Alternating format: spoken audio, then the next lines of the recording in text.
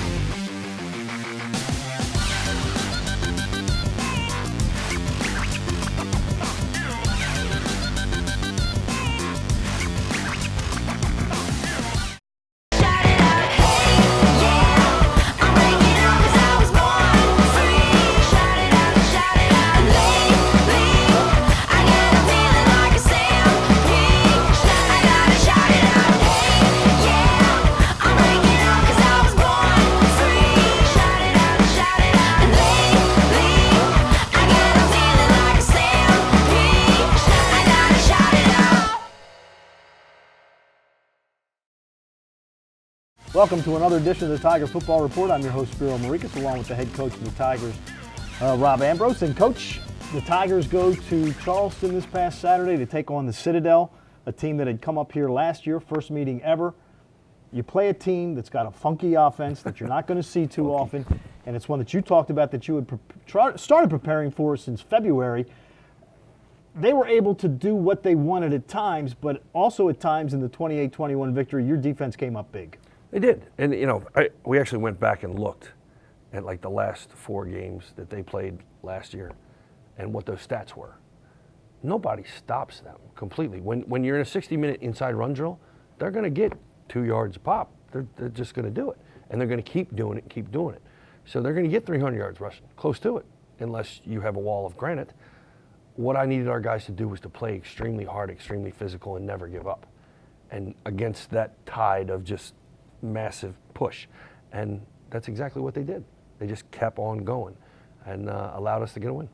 Their quarterback, Brandon Rainey, was the one that took over those last 4 games, and even against Alabama last year, they rushed for almost 300 yards against the number 1 team in the country. So obviously they can run the football.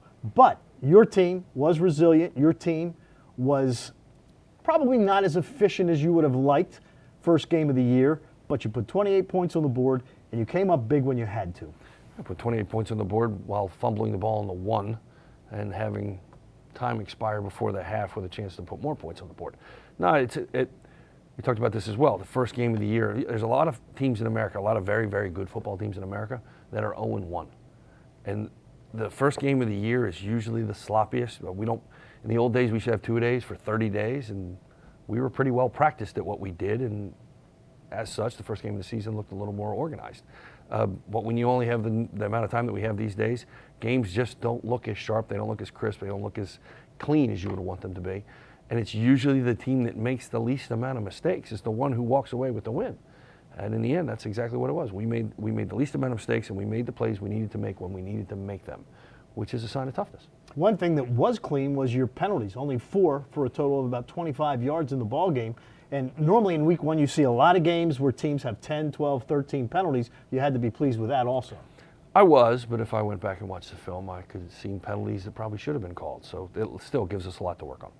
All right, so your big 3, Mr. O'Neal, Mr. Flacco, and Mr. Leatherberry, well, 4, your big 4, and Mr. Simpson all came up and did what they had to do. Flacco throws for over 320 yards. O'Neal makes all his field goals. Leatherberry 5 catches for 78 yards, and Shane Simpson 3 touchdowns and about 160 total yards. Guys that get all these accolades in the preseason, sometimes maybe they let them get to their head. Your 4 did not. As a team, the conversation has been about tuning out the distractions. That a year ago, before the season started, everybody would love to talk about us and talk about what we're not or what they thought we weren't. And in the end, we didn't turn out to be what they thought that we were and gave them something else to talk about at the end of the season. This year they want to talk about what they think we are. And it didn't matter last year what they thought, and it doesn't matter this year. It only matters what we go do on the field. And our guys are veteran enough to understand that that doesn't determine wins and losses. How we practice, how we play, the little things that we do or don't do on a consistent basis are going to add up. And I give a lot of credit to those guys because it's a tidal wave of patting you on the back, of telling you how good you are. And it takes a really, really disciplined man to stay honed in on his craft when everybody tells you basically you don't have to do that anymore. You've arrived. And as an athlete, you've never arrived. Not if you want to be a champion. Tom Flacco said after the game that he didn't think he played all that well. What was it that he is thinking he can improve on? Oh, there's a bunch of little things. He took a loss for -5 on a ball he should have handed off. He tried to pull it and run. Just off the top of my head, the ball he threw to Street, if he throws a better ball, Street could have walked the next 30 yards and there was no one else around him. There's a couple management things that we had talked about, but not nearly a flawless game. And as much as I really do like his progress, I saw a lot of really good things in him, much more patient, much more bigger eyes, and not just making up his mind, I'm going to throw it to a guy. Still did what he normally does. He escaped and ran around and did some cool stuff, but much more technically sound. And his observation of himself is while he is better, he hasn't arrived, and he wants to be as good as he can be, and that means never accepting what I just did. It can always be better. You're winning the whole game. Then with 3:31 to go, the Citadel scores to go up 21-20. You said after the game that you were not nervous at all. Your players on the sideline were like, we got this. The one thing that impressed me was you guys didn't come out trying to set up a field goal. It looked like right from the bat you were going to score a touchdown and not try to settle for 3 points. That was a conversation that started with me, and Tom interrupted me and told me exactly what we were going to do in front of the entire offense, which was score a touchdown. We weren't going to kick a field goal. And I was fine with that. At 3:30, as they're driving, they got the ball back with 12 minutes.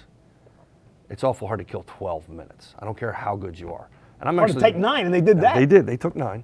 And actually, when they scored the touchdown, I was laughing. I was smiling. And there's a couple guys on the headsets that were screaming bad words. And I'm like, why are you upset? I said, they just gave us 3 minutes and 30 seconds to score a touchdown. I go, this is the most relaxed 2-minute drill in the history of the world. Like, it's awesome. Plus 2 timeouts. And we just went down and did what we did all summer long. It was just great. So the Tigers come away with a 28-21 victory in Charleston, South Carolina. Towson comes home for the first time this year, this Saturday. Tune in later on this week to TowsonTigers.com when the coach and I talk about the Tigers matchup with the North Carolina Central Eagles. So for the head coach of the Tigers, Rob Ambrose, I'm Spiro Morekas. Thanks for tuning in, and as always, go Tigers.